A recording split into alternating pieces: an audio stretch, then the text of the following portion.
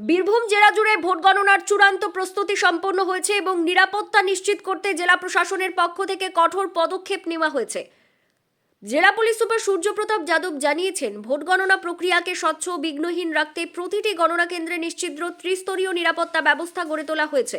আইন শৃঙ্খলা রক্ষায় কোনো প্রকার খামতি না রাখতে প্রতিটি গণনা কেন্দ্রের অভ্যন্তরীণ ও বাহ্যিক পাহারায় মোতায়েন করা হয়েছে 3 কোম্পানি করে কেন্দ্রীয় বাহিনী।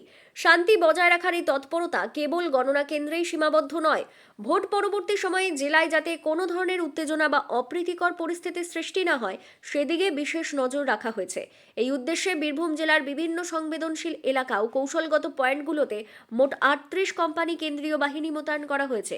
জেলা পুলিশ সুপার সূর্যপ্রতাপ যাদবের মতে, যে ধরনের নিশ্ছিদ্র নিরাপত্তা বলয় তৈরি করা হয়েছে তাতে আশা করা যাচ্ছে যে গোটা জেলায় শান্তিপূর্ণ পরিবেশ বজায় থাকবে এবং কোনো অপ্রীতিকর ঘটনা ঘটবে না। প্রশাসনের পক্ষ থেকে সাধারণ মানুষকে আশ্বস্ত করা হয়েছে যে পরিস্থিতি নিয়ন্ত্রণে রাখতে পুলিশ ও আধাসামরিক বাহিনী সর্বক্ষণ সজাগ রয়েছে। काउंटिंग सेंटर में आप लोग जैसा देख रहे हैं कि 3 लेयर सिक्योरिटी सिस्टम जो होता है वो ऑलरेडी प्लेस्ड है। सुबह 4:30 बजे से ही हमारे सारे ऑफिशियल्स ऑन ड्यूटी हैं। प्रॉपर फ्रिस्किंग होके चेकिंग होके सबको अंदर भेजा जा रहा है। इनर कॉर्डन चूँकि स्पेशली मैन्ड बाय सीएपीएफ रहता है, तो सीएपीएफ अगेन फिर वहाँ पे फ्रिस्किंग करेगा।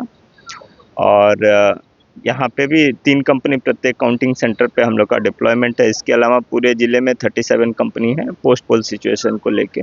आशा करते हैं सब ठीक रहेगा और काउंटिंग और उसके बाद का भी प्रोसेस स्मूथ रहेगा। Thank you.